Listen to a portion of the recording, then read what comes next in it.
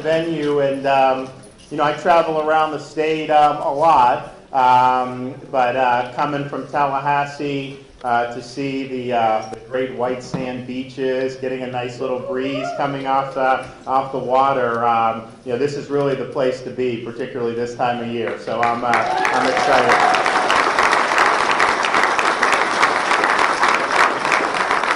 Now, when we, when I was running around Northwest Florida and other parts of the state campaigning, I said we were gonna, do certain things, and I'm happy to report that after just having one legislative session under our belt, we're delivering on the promises that we made to the people of Florida.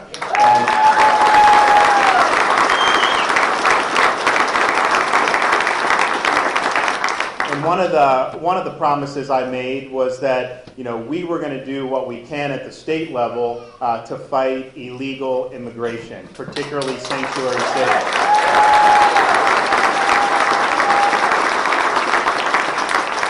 This is about the rule of law. It's also about public safety. Many of you may have seen recently a county in Maryland, Prince George's County. The local authorities released somebody who was in custody, who was in our country illegally, who the federal government had asked to turn over custody to them. But they would not cooperate with the federal government. They released this individual who was in the country illegally, and that illegal immigrant ended up murdering somebody in Maryland. And so this is a situation where we have a strong interest as a state, when we have criminal aliens in our custody, to effectuate their removal from our communities. And so sanctuary cities basically create law-free zones where people can come to our state illegally and our country illegally, commit criminal offenses, and then just walk right out the door and continue to do it. Well, I'm happy to say once I sign this bill in Florida, that will not happen.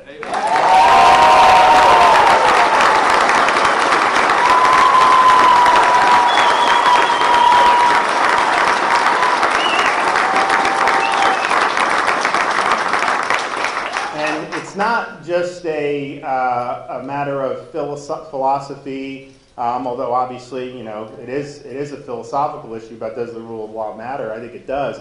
But it's also an issue that affects people personally. And I want to bring up a friend of mine who's really been, helping as a citizen activist educate people about what happens when you don't follow the rule of law. And she speaks from experience, and I think her story is one that many of you will appreciate. So I want to bring Keon Michael, one of my friends, to come up and say a few words.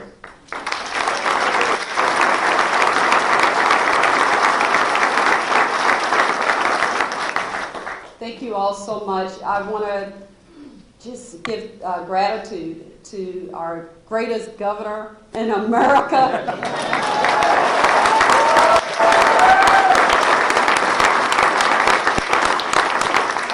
To Representative Byrd, who fought diligently. He stood for hours. He spoke our son, Brandon Randolph Michael's name, and our voice had been silent prior to Governor DeSantis coming on board. So thank you, Representative Byrd.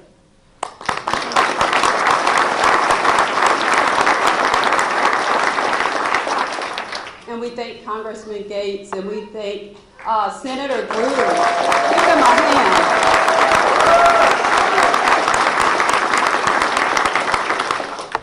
We are blessed to live in Florida. We are blessed to live in America. And we're blessed to have the best president, we believe, since Ronald Reagan.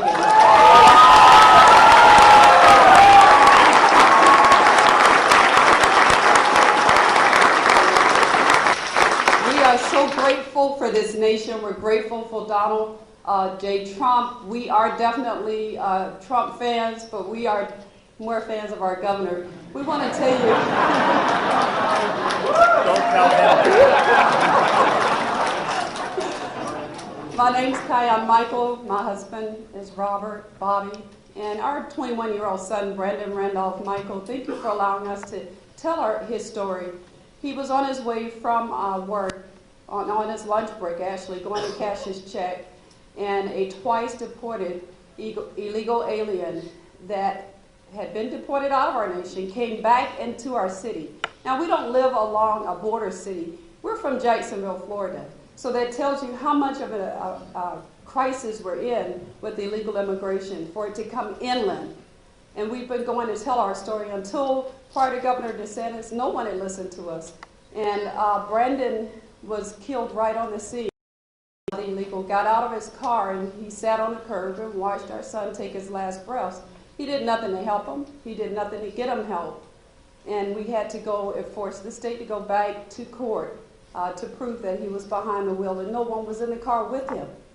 And so we were forced then to go back to the scene as parents. This was our middle child. I mean, we had just told, I had just been talking to him about, you need to eat oatmeal before you go to work. And he said, Mom, I'll get something at work. Never thinking he wouldn't come back through the door. And it's something no parent should have to go through. We should have never had to bear, especially a crime that was so preventable. So given the opportunity, and he only received 2 years. After a lengthy trial, he was only given 2 years because they're not held to the same accountability that we are, even if they're held accountable at all. And that's just the way it is. And this is why we fight so hard. This is why we stand behind our governor. We are so grateful that he's here, guys. He's our governor. Aren't we blessed? Yeah.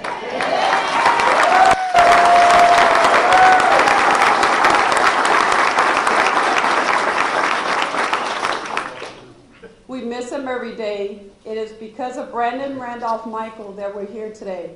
It's because of Brandon Randolph Michael he deserves to still be here. This is his death was totally avoidable, killed by someone who should have never been in our nation. And it's because of Brandon Randolph Michael that we'll continue to fight. Our fight is not over. Our immigration laws have to be reformed. They have to be changed so you all don't become us.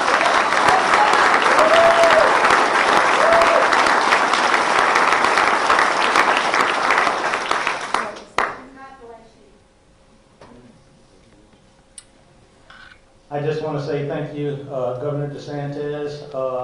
I'm a 20-year veteran of the United States Navy.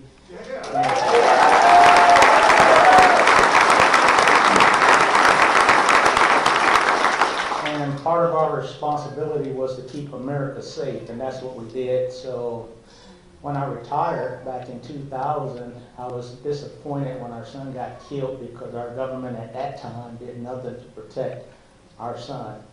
So we're so thankful for our president, we're thankful for our governor, and we're thankful for our lawmakers.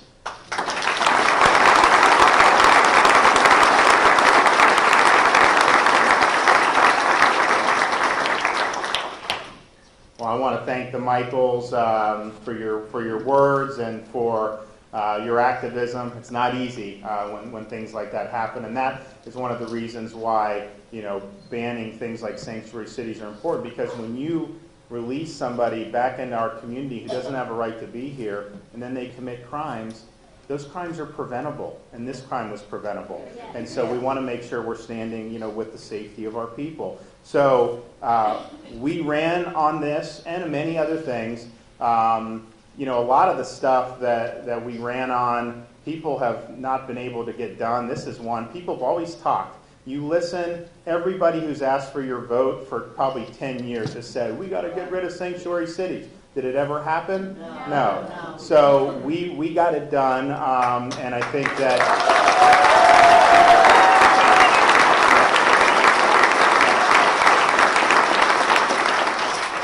Senator Gruters, Representative Byrd really led in the House and in the Senate on this, and this really isn't controversial. I mean, because it's like, of course you shouldn't do this, but there's just different political interests, and this is the way it's gone. So they had to really fight hard. We also have a number of our Northwest Florida legislators, Senator Broxson. We have Representatives Williamson, Andrade, and Ponder, and they were supportive of this, so you should thank them.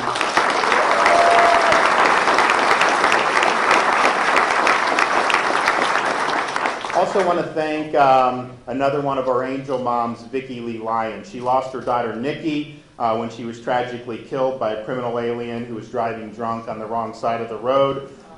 She was with the Michaels and me when we were in Hernando County earlier this year announcing our support for this legislation. She could not be here today, but I think that she really appreciates the effort, and I think that this is going to make a difference. So, this bill is very simple. If you have somebody in our possession, if the sheriff has somebody in our possession who's here illegally, committing criminal offenses, it is our state's policy that we work with the federal government so that those individuals can be removed from our communities. And that's really just common sense. Sanctuary cities, they try to defy federal law, and they knowingly engage in policies that make our communities less safe, and that is wrong. So this bill is very important to say, Florida, as a whole, we're going to cooperate to ensure the safety of our cities and our communities.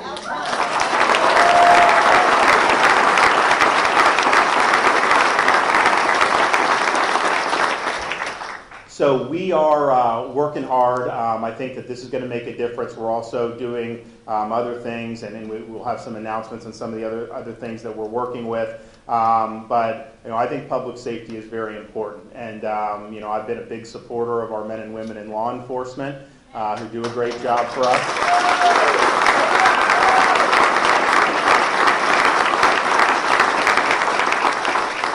And we're going to keep doing that. So it's an honor for me to be here today. We're going to have a couple more folks come and say a few words, and then I'll go to the table and sign the bill into law. So it's a pleasure for me. It's a pleasure for me to introduce one of our local U.S. congressman here, a fellow that I got to serve with and was really a strong supporter of my campaign. He is, I guess, probably a Fox News contributor at this point.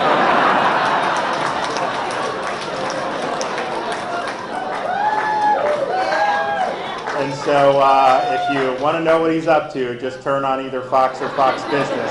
Chances are he'll be there. But he's been somebody that was pushing for this when he was in the legislature and has been really instrumental as being a voice in Washington to support policies that are going to end the problems we're seeing at our border now. And so President Trump needs help, and he needs people like Congressman Gates. So Matt, come on up here. Thank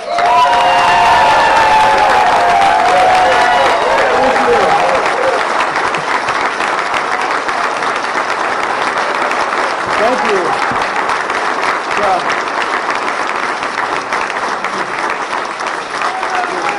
I see none of you are holding a cold drink to throw on me, so thank you. There is something special about Okaloosa County. Thank you for being here and supporting our governor.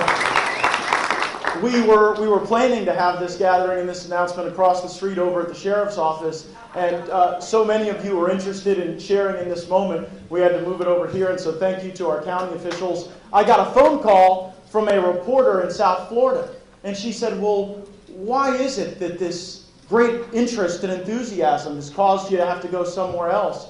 And I said, well, I don't think it's that my constituents want to see me. They've lived with me my whole life. I think it's that we've got the boldest, most popular governor in America in Florida. I think folks want to see him.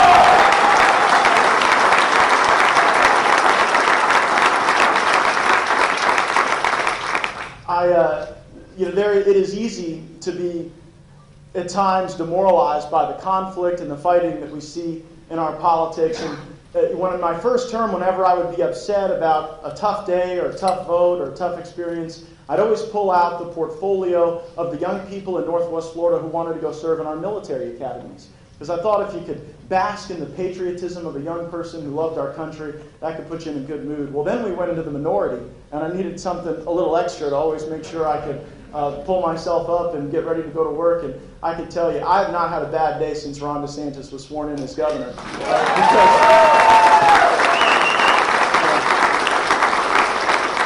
I think to myself, Donald Trump is my president, Ron DeSantis is my governor. There is no excuse to have a bad day. And thank you for letting me be a part of that team.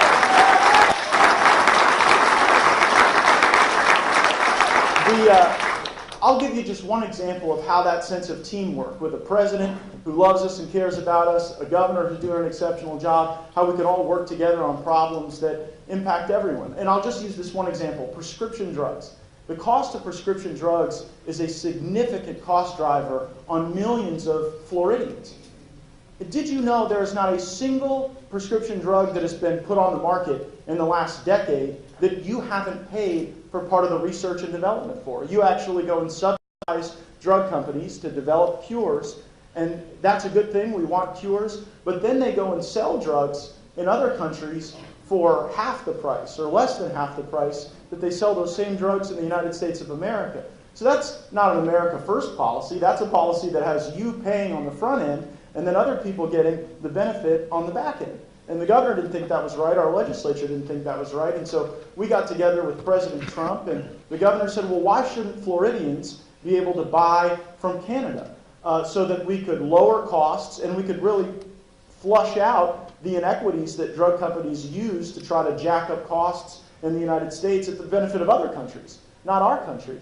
And forever, this has never been allowed because big pharmaceutical companies have a lot of lobbyists and a lot of power in Washington. A lot of people go to work from big pharmaceutical companies into the government, and they carry with them some of those views. And so the governor and I went to meet with the president, and we made our case for Florida to be the innovator, to be the leading state. And you can only imagine the drug companies were very well represented at that table. They had all kinds of arguments and reasons why. Oh, Canada, we can't possibly trust the Canadians. Like, they're not whipping stuff up in a bathtub up there. It's Canada. And I witnessed our governor, like a samurai, just cut apart all the arguments against this pilot program. And yesterday, Governor DeSantis signed the legislation that will enable Florida to lead the country in lowering prescription drug costs.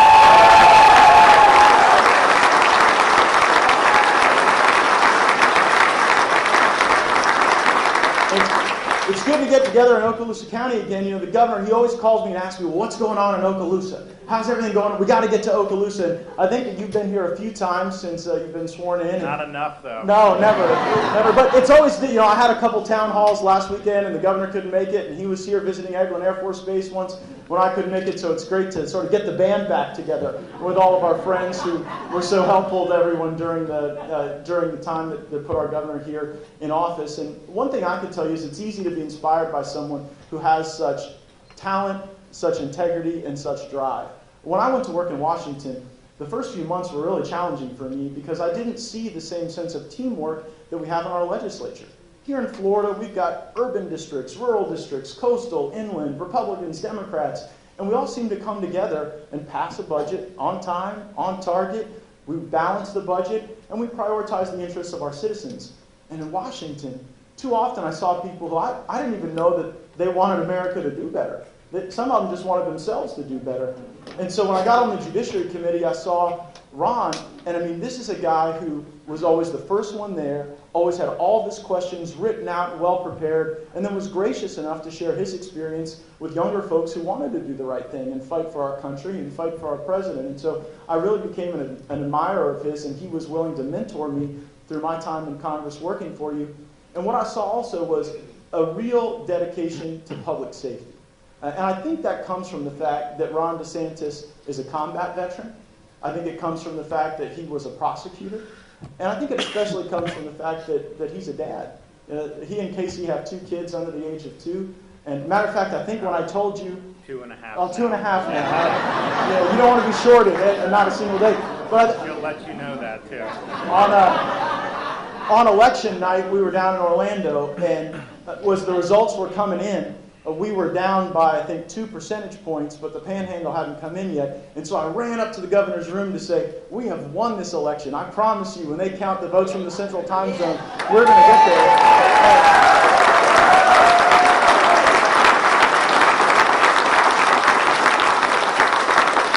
And the governor and the First Lady were changing diapers at the time that I was sharing this information, but we certainly got the job done. But this commitment to public safety is one that we've seen borne out through the governor's agenda.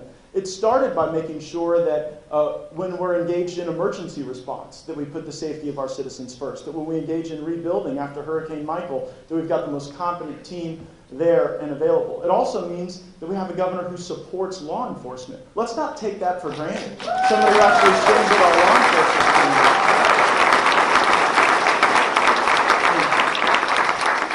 And the governor also is willing to utilize the power vested in the governor for the benefit of people.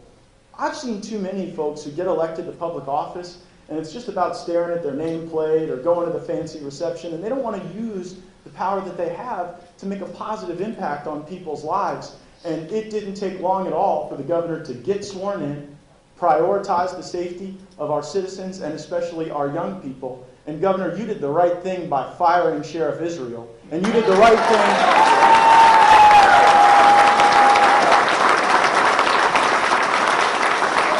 If you don't mind me saying, you did the right thing in Okaloosa County by suspending Mary Beth Jackson. And doing a great job.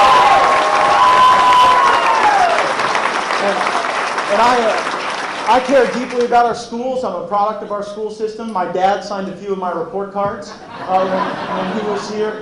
And I could tell you from the governor's standpoint and from my standpoint, we could not be more confident in the amazing leadership potential of our good friend Marcus Chambers. You're doing a great job, Marcus. And so for all that we have good going on in Northwest Florida, it is troubling to see how decisions are made in Washington, D.C. still in the United States Congress. It wasn't long ago I went down to our southern border, and we now have 5,000 people showing up every day on the border. 5,000 a day. You can't hire enough judges to accommodate those asylum claims, and the policies we have now really are catch and release. Those people show up every day, they get held for about 3 or 4 days, and then they get a plane ticket anywhere in the country, and you pay for it. So long as and so they're not just staying in the American Southwest. They're going to the Northeast. They're coming to Florida, and that creates real concerns for us. Now, there are some communities who think that's okay, who think that the erosion of our borders and the rule of law is a sign of strength. And I think that our borders are important because they show where good ideas begin and bad ideas end. You know, I mean, if you don't think borders matter, look at East and West Germany. If you don't think borders matter, look at North and South Korea. And I think that we want a strong, defined border so when people come into the United States of America, they know this is something different and unique and special in all of human history and worthy of our protection.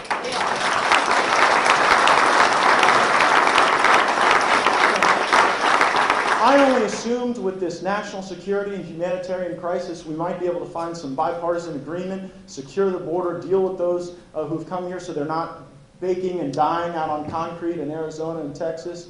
But the only legislation regarding immigration that Nancy Pelosi has brought to the floor was an amnesty.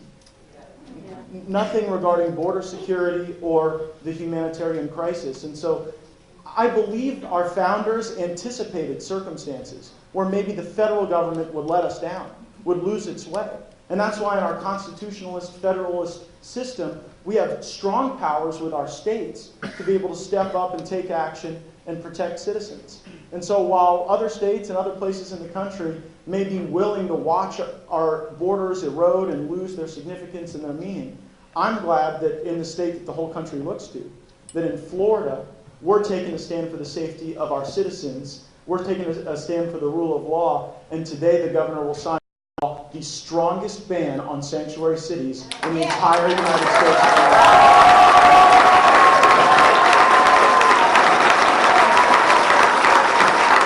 Thank you.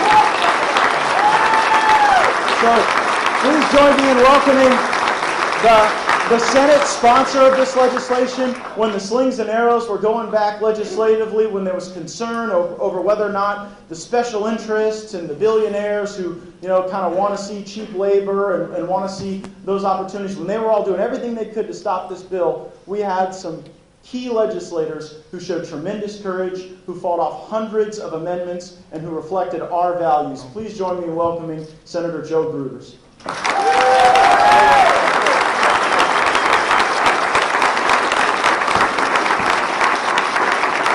Thank you. Hello, Okaloosa County. Are you guys excited?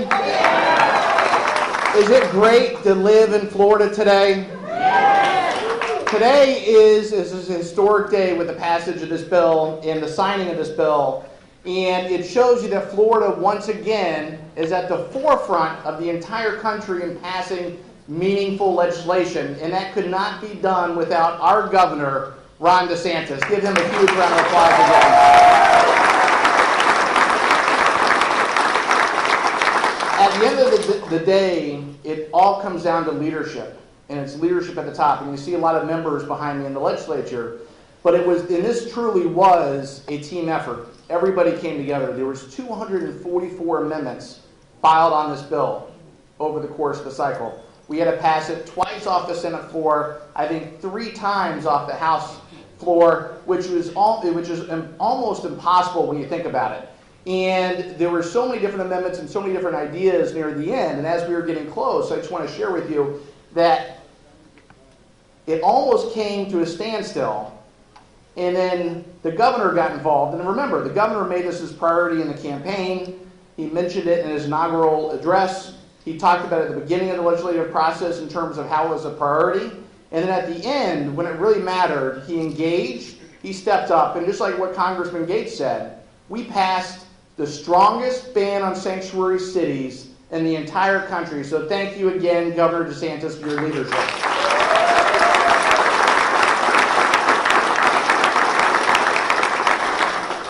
What does this bill do? This is about the rule of law.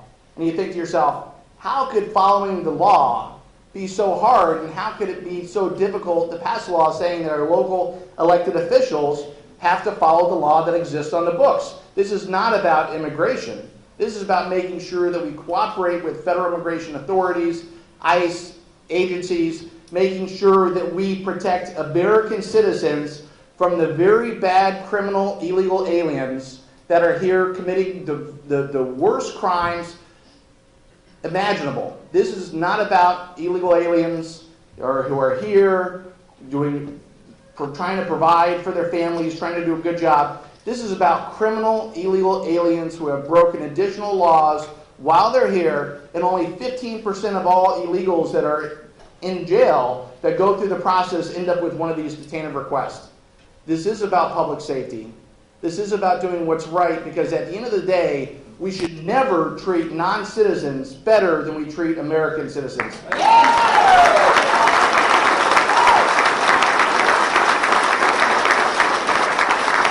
At the end, I go back to the beginning statement. This is about leadership. This is a commitment to doing what is right for Florida and America. We have the best governor in the entire country, and you have by far the best congressman in the entire country with Matt Gaetz. Thank you for participating in this, and I want to introduce now, who I worked with on a daily basis trying to make sure this bill happened, and Representative Cord Bird from the Jacksonville area. He is a lot smarter than I am, and he is an absolute champion not only of this issue, but of all issues that are related to conservative issues. Let's give a big round of applause for Representative Cord Bird.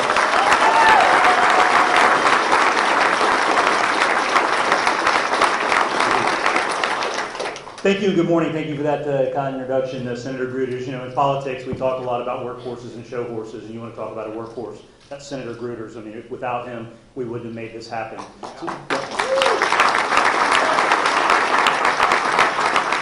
So I'm from North Florida, District 11. That's the far northeast Florida, Nassau County, the Jacksonville beaches. And I want to tell you, I know a little bit about hospitality, and I can't thank you enough for the warm greeting that you've given us all today. Because this bill legally was about 2 things. It was about giving law enforcement, Sheriff Ashley and the other sheriffs around the state, the tools they need to get bad people out of our communities. And second, it was about recognizing the governor's constitutional authority to remove wayward politicians from office. And let me touch on that for a moment. This isn't just about criminal aliens. It's also about elected officials who raise their right hand and take an oath and tell the citizens of Florida that they're going to do certain things. and they want to get up and grandstand about immigration. And if they want to do that, then maybe they need to join Congressman Gates and run for Congress where they can make immigration authority, but they're not going to do that from the county commission or city hall chambers around the state.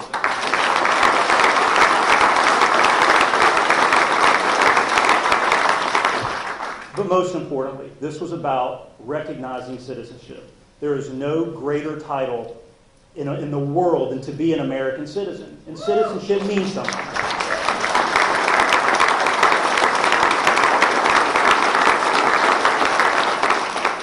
During the entire time, and you heard Senator Gruters talk about this, we wanted to do something for the citizens of the state. And we were going to pass a law that said that if you're an illegal alien, you are not going to get more favorable laws than for every one of you, the hardworking people of Florida who pay the taxes, who go to work every day, who just want to do the right things, and then see people who aren't here legally get away with things. And we were in constant contact with the Michaels. I can't thank them enough for their sacrifice, and they were at every committee meeting.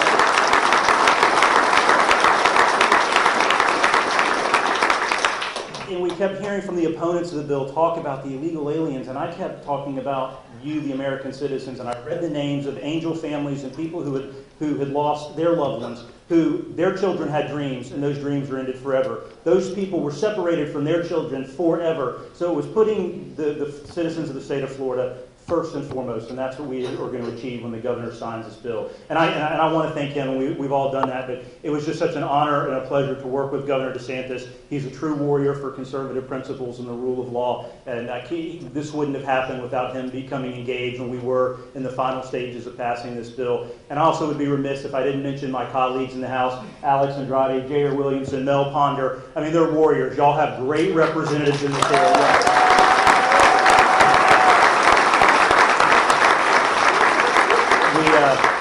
We always like to argue about who has the most conservative district in the state. I think that argument will continue after today. But once again, thank you for being here. It was an honor to do this for the people of the state of Florida. And with that, I'm going to introduce your senator, Senator Broxson from Senate District 1.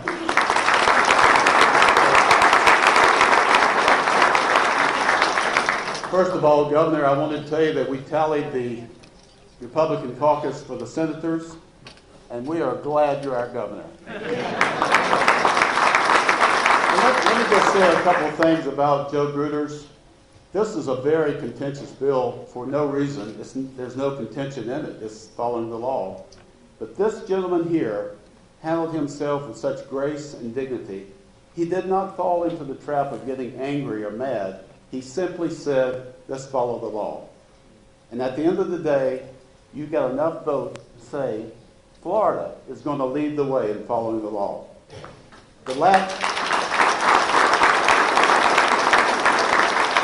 There is nothing more that makes a citizen of the United States more angry than to hear someone say they made a massive effort to get into this country, because it is the greatest country it's ever been. And then they get here and commit crimes. What an assault on who we are as people. And Governor, what you will sign today will send a message that if you come to this great country, you had better behave yourself. Thank you.